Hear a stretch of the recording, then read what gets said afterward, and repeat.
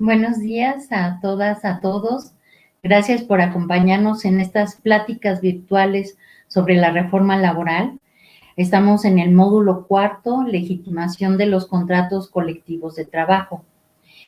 Les recordamos que pueden hacer todas las preguntas a lo largo de esta transmisión acerca de las dudas anteriores.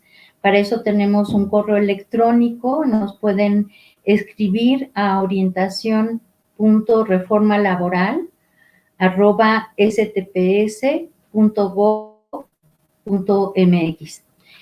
También comentarles que este video, así como los anteriores, van a estar en la disposición en el micrositio que les recomendamos visitarlo, que es www.reformalaboral.stps.gov.mx. Me da mucho gusto estar hoy con ustedes.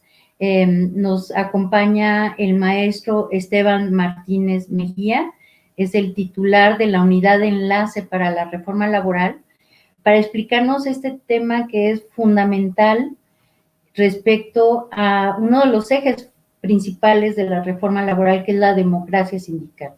Y estamos hablando de lo que es la legitimación de los contratos colectivos de trabajo. Maestro, buenos días. Muy buenos días, doctora. Un gusto saludarle a usted y a todos los que se están conectando a esta transmisión. Muchas gracias. Bueno, maestro, la primera pregunta que nos surge es, ¿este procedimiento de legitimación es lo mismo que los procedimientos de revisión, ya sea salarial o contractual, de los contratos colectivos? Es una muy buena pregunta y es sin duda la que más nos han hecho y que ha generado más confusión entre el público. Es muy importante abordar esto de una manera diferenciada porque se trata de dos procedimientos muy distintos en su naturaleza y en su objetivo. A ver, tenemos que partir del entendimiento de que la reforma laboral, la reforma constitucional de 2017, estableció dos principios importantísimos en el artículo 123, apartado A, fracción 22ª bis. Y estos principios son el de representatividad en los sindicatos y el de certeza en la firma y el registro de contratos colectivos y sus revisiones. Estos principios, tanto el de representatividad como el de certeza, involucran de la misma manera un mecanismo para hacer efectivos estos principios, y este es el voto personal, libre, directo y secreto de los trabajadores en diversos procesos específicos que aterriza la Ley Federal del Trabajo. Los trabajadores deben votar a través del voto personal, libre, directo y secreto para elegir a sus líderes sindicales, cumpliendo, por supuesto, con las reglas en materia de proporcionalidad de género. También los trabajadores deben votar cuando su sindicato solicite una constancia de representatividad para la firma de un contrato colectivo de trabajo inicial y existan dos o más sindicatos que también están compitiendo por esta constancia. Asimismo, los trabajadores deben votar o ser consultados para aprobar o ratificar el acuerdo que haya alcanzado su sindicato con el empleador sobre un contrato colectivo o un convenio de revisión cada 2 años. Esta es la garantía más efectiva para una negociación colectiva auténtica. Asimismo, los trabajadores deben votar para legitimar sus contratos colectivos de trabajo antes del día 2 de mayo de 2023. Y finalmente, los trabajadores deben ser consultados cuando existe un conflicto de titularidad entre dos sindicatos sobre el contrato colectivo y el tribunal laboral deba organizar un recuento, ¿no? Entonces, en estos 5 casos, la ley establece que los trabajadores deben ser consultados a través del voto personal, libre, directo y secreto. Ahora, ¿qué sucede? En efecto, existe una confusión entre dos de estos procesos. Uno, el de la obligación de consultar a los trabajadores los acuerdos alcanzados en una negociación colectiva, ¿no? Tanto de los contratos colectivos iniciales como las revisiones de cada 2 años.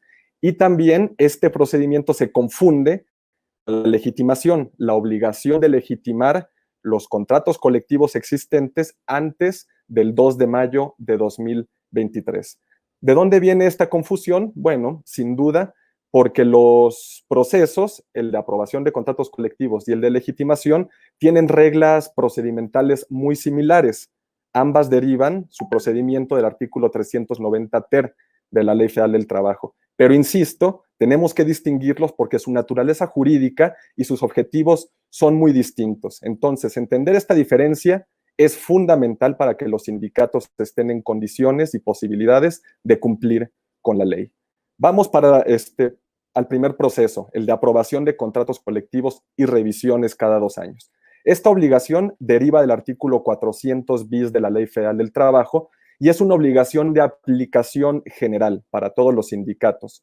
Comenzaba a partir de este 1 de mayo, sin embargo, la contingencia sanitaria hizo que se prorrogara este plazo por 45 días hábiles. Es decir, que si el 30 de mayo de este año se levanta la emergencia sanitaria, para mediados de julio, todos los sindicatos ya deben estar aprobando sus contratos colectivos y las revisiones que realicen cada 2 años a través de este procedimiento del voto personal, libre, directo y secreto.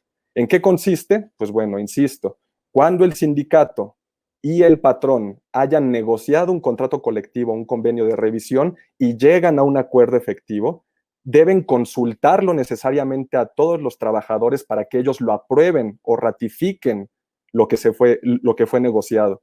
Este es un requisito fundamental de certeza para el registro o el depósito de un contrato colectivo. Si no se hace esta consulta, no se puede depositar el contrato colectivo. ¿Cuál es la intención de este procedimiento? Bueno, todos sabemos que anteriormente las empresas elegían a los sindicatos de su preferencia para protegerse de la extorsión de otros sindicatos fantasma o que se dedicaban precisamente, hacían negocio a partir de la extorsión, utilizando el emplazamiento a huelga como una patente de corso. Ahora, con este procedimiento, las empresas deberán sentarse a negociar con un sindicato que realmente represente a la mayoría de los trabajadores de ese centro de trabajo. Antes, todos lo sabemos, los pliegos petitorios para cualquier negociación colectiva ya estaban planchados entre el sindicato y la empresa. Las actualizaciones que tenían estos acuerdos eran cosméticas. Ahora, el sindicato va a tener que llegar a la mesa de negociación con demandas reales, demandas que hayan sido consensuadas y aprobadas por la propia base trabajadora. Antes, sabemos que los trabajadores no conocían lo que se negociaba por su sindicato. Era un acuerdo secreto y cupular entre los representantes y la empresa. Ahora, las partes deberán dialogar para buscar un acuerdo real y satisfactorio para los trabajadores. Antes, si los trabajadores no estaban conformes con el acuerdo que negoció su sindicato, en realidad no pasaba nada. Ahora, con este proceso, si los trabajadores no están de acuerdo, el sindicato y la empresa tienen que volver a la mesa y seguir negociando un acuerdo que sea satisfactorio para los trabajadores. Este es el proceso de aprobación que se deriva, insisto, del artículo 400 bis. Ahora, la pregunta obligada es, si la Ley Federal del Trabajo ya establece el voto personal, libre, directo y secreto para la aprobación de contratos colectivos y sus revisiones, ¿para qué se establece este procedimiento de legitimación? Vamos aterrizando entonces a la idea. Cuando se aprueba la reforma laboral, no se tenía certeza alguna sobre cuál era el número real de los sindicatos a nivel nacional y de los contratos colectivos a nivel nacional. Después de hacer estudios, ya determinamos que entre el 15 y 20% de los sindicatos a nivel nacional, es decir, 10,000 de 30,000 sindicatos, están activos, existen. Los demás están inactivos, ya no están realizando ninguna actividad. Y este es un porcentaje muy similar al de los contratos colectivos de trabajo que se revisan a través de una negociación colectiva real. 80,000 contratos colectivos de casi 550,000 realmente son negociados. Esto quiere decir que existe una enorme diferencia entre la estadística y la realidad, y también nos deja ver que existe o existía una enorme simulación en el mundo laboral específico en la negociación colectiva. Entonces la pregunta es, ¿qué hacemos con estos 470,000 contratos colectivos que no van a ser revisados? Porque son contratos de protección o porque son contratos que ya están inactivos, que se depositaron en su momento, concluyó la obra, pero nunca se dieron formalmente por terminados. Y aquí tenemos una desventaja adicional, que es que el artículo 400 de la Ley Federal del Trabajo no fue reformado. Y este artículo establece que si ninguna de las partes solicita una revisión, el contrato colectivo se va a prorrogar indefinidamente. Entonces, al tener este escenario, la solución que ideó el legislador para evitar que el nuevo sistema herede todo ese cúmulo de contratos colectivos simulados es precisamente el procedimiento especial de legitimación. Una obligación que deriva de una normatividad distinta. Es el artículo 11º transitorio de la Ley Federal del Trabajo y también deriva, hay que decirlo, de un tratado internacional, el anexo 23 del tratado entre México, Estados Unidos y Canadá, el TEMEC, también establece esta obligación. Entonces, la legitimación también, como la obligación de aprobar los contratos, es una obligación de aplicación general para todos los contratos colectivos existentes que estén depositados ante las juntas locales de conciliación y arbitraje o ante la Dirección General o ante la Junta Federal de Conciliación y Arbitraje. Es un plazo de 4 años. Este plazo comenzó el 2 de mayo de 2019 con la entrada en vigor del decreto del 1 de mayo y vence el 2 de mayo de 2023.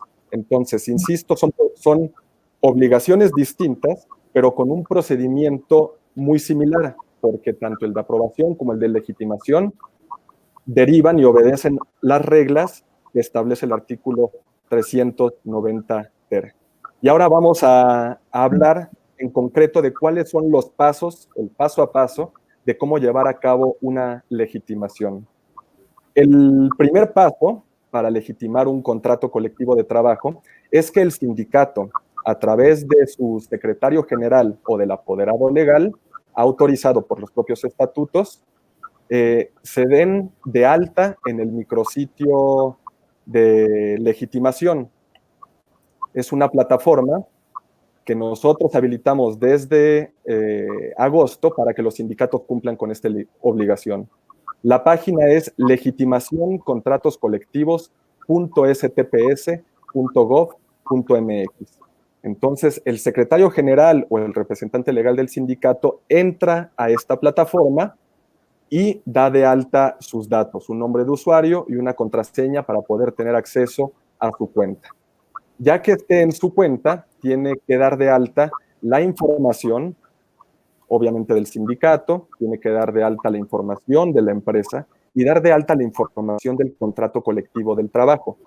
Tiene que también enviar a través de esta misma plataforma una relación o un listado de todos los trabajadores que van a ser consultados y que tienen, conforme a sus estatutos, derecho a emitir su voto. Ya que se hayan dado de alta toda esta información, el sindicato tiene que elegir a través de la propia plataforma si la consulta es verificada por un inspector del trabajo o por un notario. La diferencia entre una aprobación de contrato y una legitimación, aunque ya vimos que son cosas muy distintas, pero obedecen al mismo proceso, la diferencia entre ambos procesos es precisamente ese, que en una aprobación del contrato colectivo no se necesita o no se exige que haya una autoridad presente.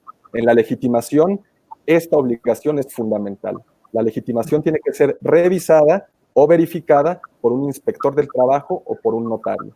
Entonces, el secretario general elige en la plataforma si quiere que sea un inspector del trabajo, que por supuesto son inspectores capacitados, habilitados, facultados y capacitados, que no cobran nada aparte, son gratuitos. Y si quiere optar por un notario, pues obviamente el sindicato tendrá que pagar los costos o los honorarios del notario, ¿no? Entonces, ya que el sindicato elige qué autoridad va a verificar, le da next, la propia plataforma recoge toda la información que fue vaciada durante el registro y genera la papelería para la consulta. La convocatoria, las boletas y las actas de votación son documentos que no pueden ser alterados por el sindicato. La propia plataforma los arroja, los establece y el sindicato entonces tiene que usar esta convocatoria, estas boletas y esta acta de votación. No puede utilizar otras. El paso 2, dentro de este proceso de legitimación, es la preparación para la consulta y la consulta misma.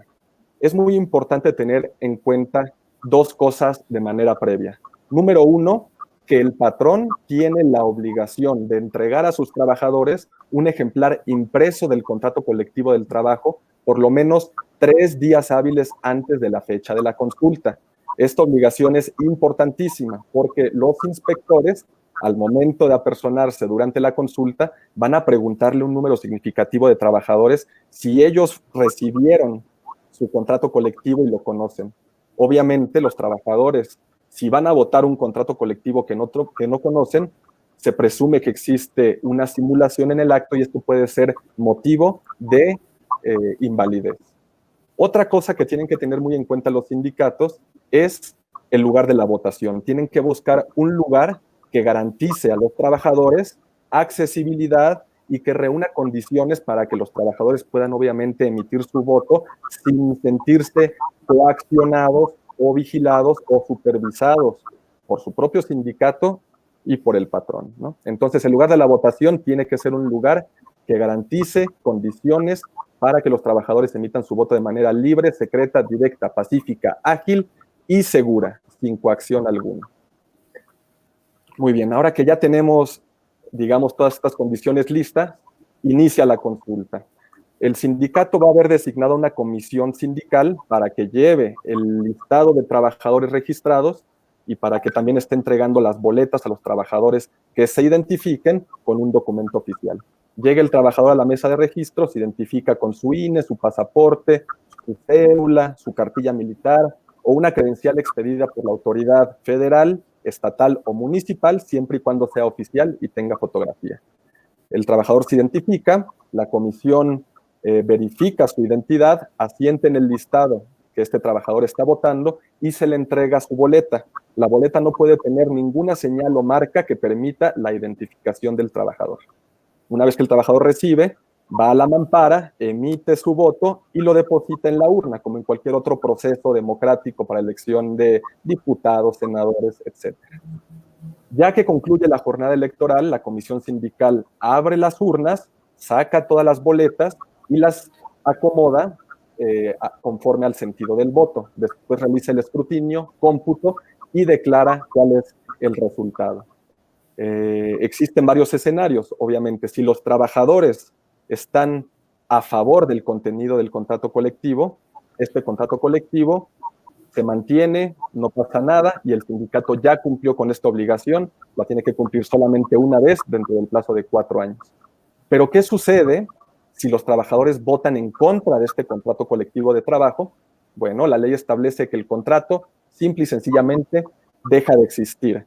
Pero, y esto es muy importante que los trabajadores lo sepan, incluso si ellos votan en contra de su contrato colectivo y este desaparece, ellos conservan todos los derechos, todas las prestaciones que hayan estado establecidas en este contrato colectivo que sean superiores a la ley, ¿no? Entonces se establecen contratos individuales, pero con las prestaciones y las garantías establecidas en el contrato colectivo de trabajo anterior. Y entonces ya podrá llegar otro sindicato o incluso el mismo sindicato a solicitar la firma de un contrato colectivo de trabajo nuevo. El tercer paso de la consulta, ya para ir cerrando, es el aviso de resultado. Concluida la jornada electoral, digamos, o la consulta, el sindicato tiene que remitir a la Secretaría del Trabajo el aviso de resultado, el acta. Si utilizó a un notario, también tiene que remitir la fe de hechos que haya suscrito el notario. Y lo remite a través de la plataforma o a través del correo electrónico reforma.laboral@stps.gov.mx. Aquí en la Secretaría recibimos el aviso de consulta, toda la documentación y tenemos un plazo de 20 días hábiles para revisarla. Si no detectamos alguna inconsistencia o no solicitamos información adicional al sindicato sobre su proceso, en estos 20 días se entiende que el contrato colectivo está legitimado. Pero si nosotros detectamos irregularidades o inconsistencias y solicitamos al sindicato que las subsane, este plazo de 20 días obviamente se suspende hasta en tanto el sindicato subsane las observaciones. Si no logran subsanarse las observaciones y estas se mantienen, nosotros en la Secretaría podemos declarar que el proceso de consulta es inválido. Entonces, es muy importante que los sindicatos tengan mucho orden y mucha seriedad al momento de realizar estos eventos de consulta. Ya por último, simplemente dejar muy en claro una cosa. La plataforma solamente admite información de sindicatos que sean, digamos, menores a 2,000 trabajadores o que estén solamente en un estado de la República. Pero ¿qué sucede con estos casos de sindicatos que son muy grandes, que tienen afiliados en todo el país, que tienen varios centros de trabajo, ¿no? Y que necesitan, obviamente, tener una logística mucho más especial para la organización de la consulta? Bueno, el protocolo establece un artículo 16 a través del cual los sindicatos que tengan presencia en 2 o más entidades federativas o tengan más de 2,000 trabajadores contactan directamente a la Secretaría del Trabajo a través de este mismo correo y ya de manera coordinada con el sindicato establecemos una fecha que convenga al sindicato, establecemos una fecha en donde hayan inspectores suficientes disponibles y convenimos en un procedimiento ad hoc para esta organización. Entonces, este modelo es el modelo especial para sindicatos de más de 2,000 afiliados o que tengan presencia en 2 o más entidades del país. Este es, a grandes rasgos, el procedimiento de legitimación y la diferencia entre la obligación de aprobar el contrato colectivo. Muchas gracias, maestro. La verdad es muy, muy interesante todo lo que nos ha dicho. Finalmente queda claro que el centro, el corazón de la reforma es la negociación colectiva auténtica y que este proceso de legitimación, este nuevo proceso, pues deriva de un principio que se estableció en la reforma constitucional, que es el de la representatividad, así como el de certeza. Muchísimas gracias, maestro. Pero otra pregunta que nos viene es, ¿este proceso de legitimación no atenta contra la autonomía de los sindicatos? ¿Qué es la autonomía sindical? Es una pregunta también muy interesante. A ver, la autonomía sindical es un componente básico e indisoluble del principio de libertad sindical y podemos entenderlo como el derecho que tienen todos los sindicatos de organizarse y de decidir libremente sus reglas internas, sus procedimientos, sus objetivos, todo esto sin obstáculos o sin injerencias del empleador, de otros sindicatos, pero sobre todo por parte del gobierno.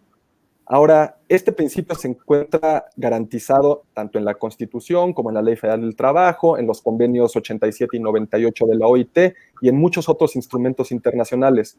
Ahora, la pregunta es muy relevante y debe aclararse, porque al momento en que la reforma laboral fue aprobada, el pasado 1 de mayo, hubo más de 480 amparos en contra de la reforma laboral y muchos de estos amparos alegaban que al establecer la obligación del voto personal libre, directo y secreto en diversas etapas de los procesos internos de los sindicatos, se estaba vulnerando la autonomía sindical. Ahora, hay que decirlo también, gran parte de estos amparos ya fueron desechados y sobreseídos. Y en la parte específica de si existe una violación a la autonomía sindical, los tribunales han sido ya muy claros. Primero, la Constitución establece muy claramente los principios de representatividad y de certeza. Segundo, la Ley Federal del Trabajo establece también muy claramente en el artículo 386 bis que el voto personal libre y secreto es una garantía fundamental para la protección de la libertad sindical y la libertad de negociación colectiva. Y también señala que este mecanismo es de orden público y de interés social, que quiere decir que es un requisito fundamental para la validez de todo contrato colectivo del trabajo. Los procedimientos que no demuestren el respaldo de los trabajadores a través de una consulta serán procedimientos nulos. La Suprema Corte de Justicia también ha establecido que el constituyente tenía la intención de establecer un sistema democrático en todos los órdenes de la vida social, incluyendo el de los sindicatos.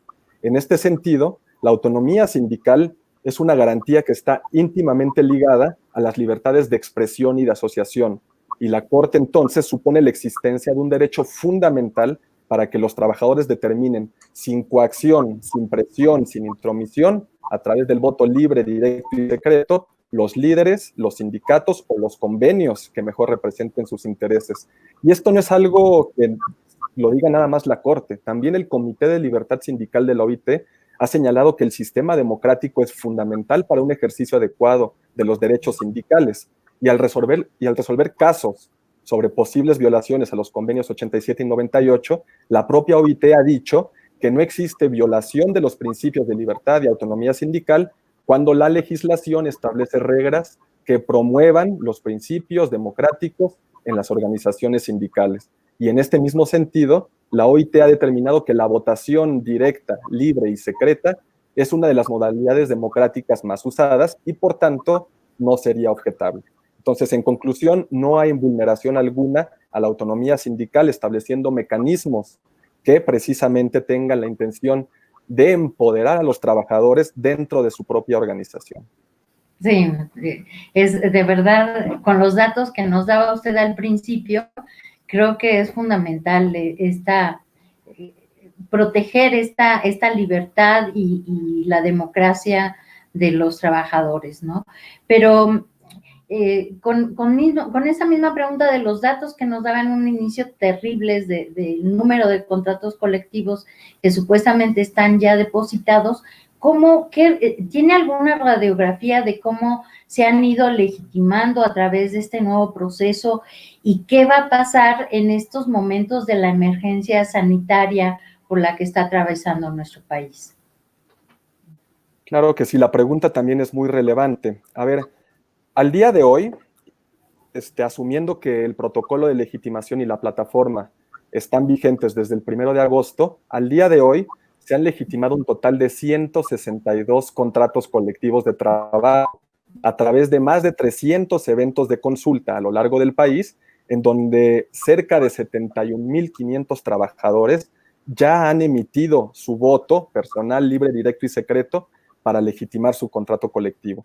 Ahora, 162 contratos colectivos sigue siendo muy poco, definitivamente. Es muy importante que los sindicatos tomen en cuenta que esta obligación es de aplicación general para todos y que tienen 4 años, bueno, ya casi quedan 3 solamente para hacerlo.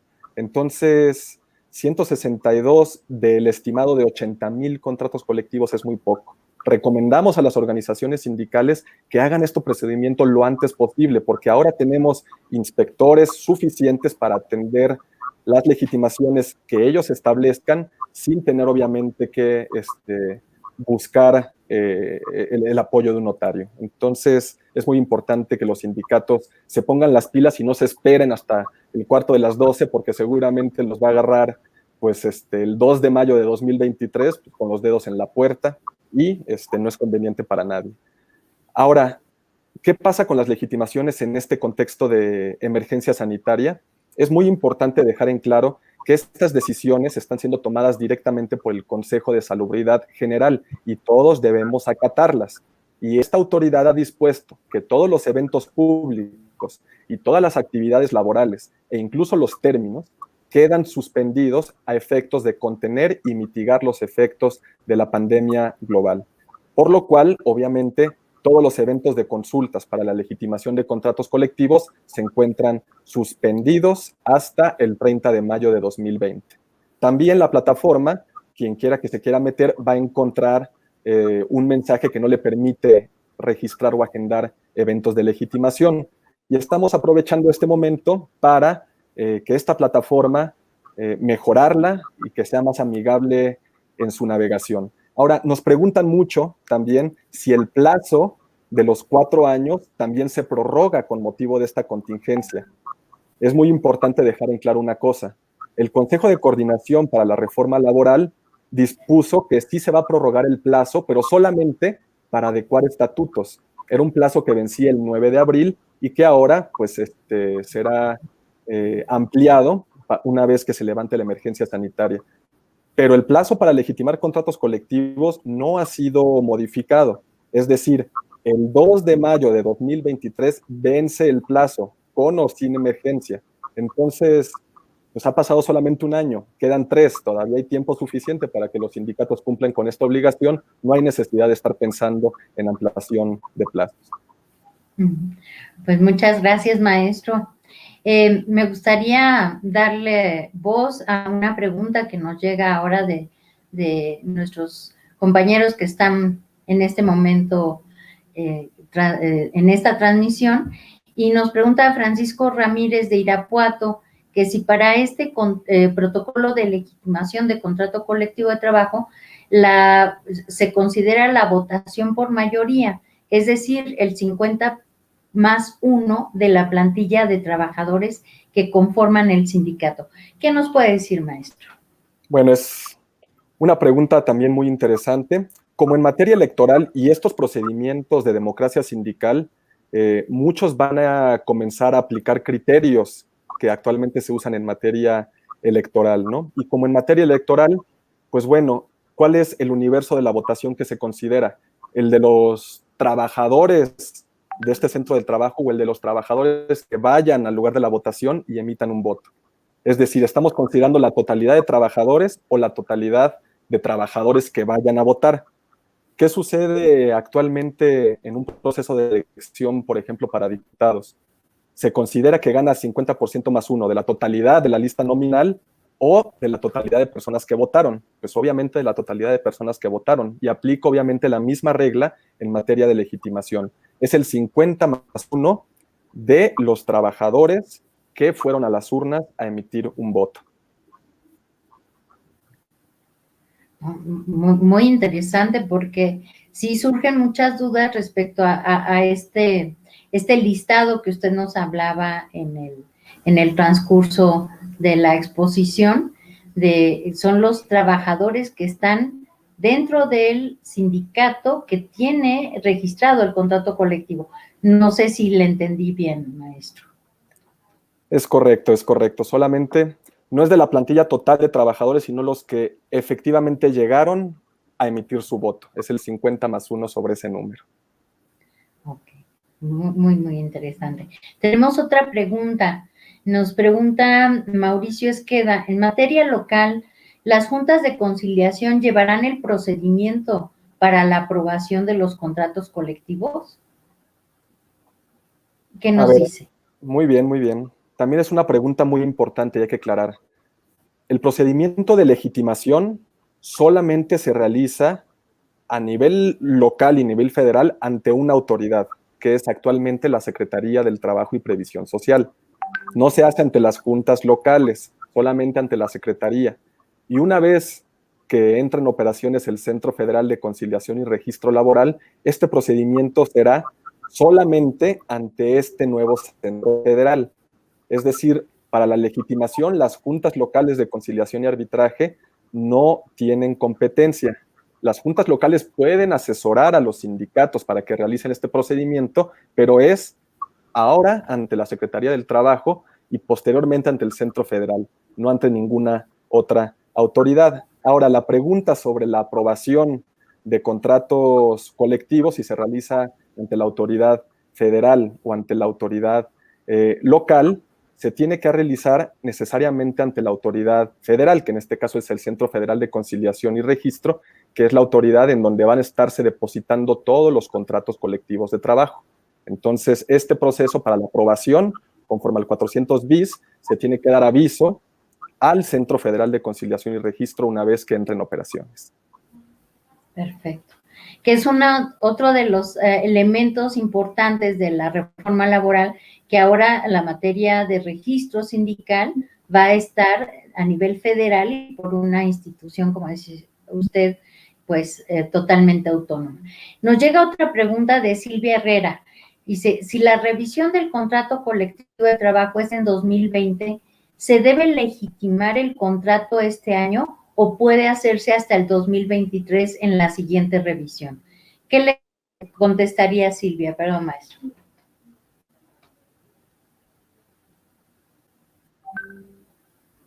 Muy bien. A ver, perdón que hubo un problema ahí que se trabó un segundito, pero creo que vi perfectamente la pregunta. A ver, se puede realizar en cualquier momento, ¿no? La ley simplemente establece que tienen hasta el 2 de mayo de 2023. Entonces pueden realizar primero la revisión y después la legitimación, o pueden realizar la legitimación ahora y después la revisión, o incluso, y esta es nuestra recomendación, para hacer más ágil todo este proceso, pueden hacerse la revisión y la legitimación al mismo tiempo, en una sola jornada. O sea, simplemente convocamos a los trabajadores por vías distintas, ¿no? Obviamente una convocatoria para la revisión del contrato y al lado la convocatoria para la legitimación del contrato. Se utiliza papelería muy similar, el procedimiento, como ya habíamos visto, es muy similar. Se requiere obviamente la presencia de una autoridad laboral o de un notario público para supervisar el procedimiento de legitimación, pero se puede hacer exactamente al mismo tiempo en la misma jornada. Y esto va a ser muy positivo porque obviamente va a permitir a muchos sindicatos eficientar procesos y economizar también los costos, ¿no? Así es.